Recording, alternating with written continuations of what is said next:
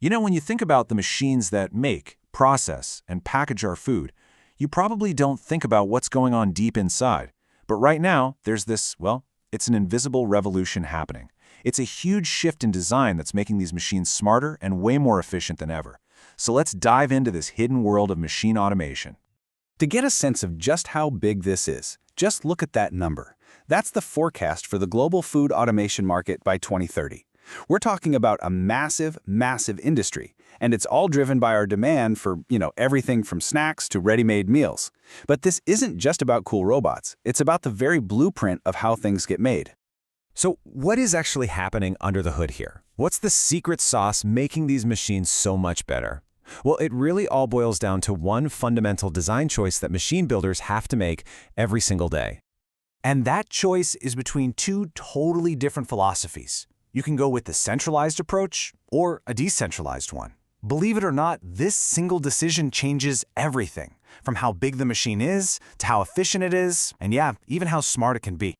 For decades, the model on the left was the only way to go. Just picture a giant control cabinet. It's kind of like the machine's brain, with this messy web of thick cables snaking out to every single motor. Sure, it's all protected in that box, but it's also bulky and it generates a ton of heat. The decentralized approach, on the right, completely flips that on its head. It takes the motor controls, the drives, out of the cabinet and puts them right on the machine, right next to the motors they're actually controlling.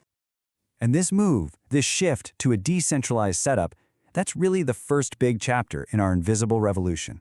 It is a huge leap forward in efficiency, especially for industries like food and beverage, where things like hygiene and space are absolutely critical. Let's dig into exactly how this makes for a better machine. The perks they're immediate and they're huge. Once you get those drives out of the cabinet itself can shrink way down. Sometimes it can even just go away entirely. That saves so much precious floor space in a factory. It also spreads the heat out across the machine instead of trapping it in one box, which means you don't need as much expensive, energy-guzzling air conditioning. But the real game changer? It lets you build truly modular machines. You can add or remove sections like they're building blocks. And look, this isn't just some theory. Check out this number from a real-world case study on a metal forming machine. By making the switch to a decentralized system, the builders cut the amount of cabling they needed from 248 meters all the way down to just 34. That is a staggering 86% reduction. We're talking less copper, less cost, and way less time to install. This quote really hits the nail on the head. As factories are becoming more and more modular, being able to have these self-contained, intelligent parts spread all over the machine becomes a massive, massive competitive advantage. It's all about being flexible. Okay, but here's the twist. Every big innovation, it seems, comes with some kind of trade-off, right? An unintended consequence. By moving all that sophisticated electronics out of a nice, protected metal box and scattering it all over the machine, engineers accidentally created a brand new invisible problem. So just think about it for a second. You've got all these high-frequency power components buzzing away out in the open, right next to all your sensitive sensors and communication lines. What do you think happens? What new kind of interference are you going to have to deal with? Yep, the answer is electromagnetic interference, or EMI.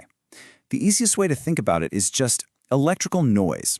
It's this unintentional electromagnetic energy that gets kicked out by things like a servo drive, and this noise can just wreak havoc on any equipment nearby, causing motor glitches, lost data, communication errors. It's basically the ghost in the machine. Now, to fight this ghost, engineers use a really simple model.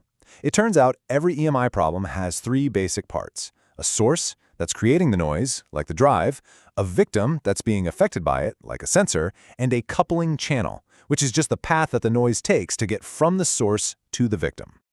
And that path, it's not simple. This noise can travel in a bunch of different ways, through the wires, across tiny air gaps, or even just radiating out like a little radio signal. And that means just trying to shield everything isn't always going to solve the problem.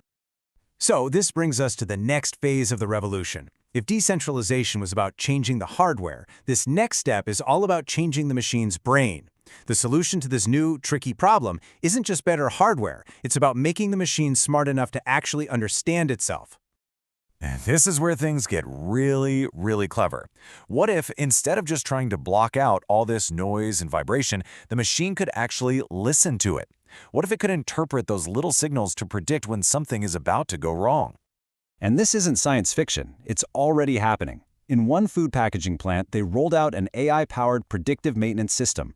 By analyzing vibration data in real time, the AI could spot tiny little problems long before they turned into big failures. And the result? A 50% drop in conveyor belt failures. Just wow.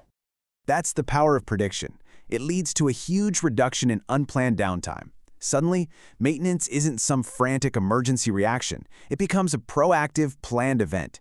And that just improves the reliability of the entire system, making production so much more stable and predictable. This really says it all. We are moving away from that old model of, if it ain't broke, don't fix it, to a totally new, data-driven strategy of, let's fix it before it even has a chance to break. It's a whole new way of thinking. So let's just recap the journey we've been on. Machine design started with these bulky, centralized control cabinets. Then it evolved into these lean, modular, decentralized systems.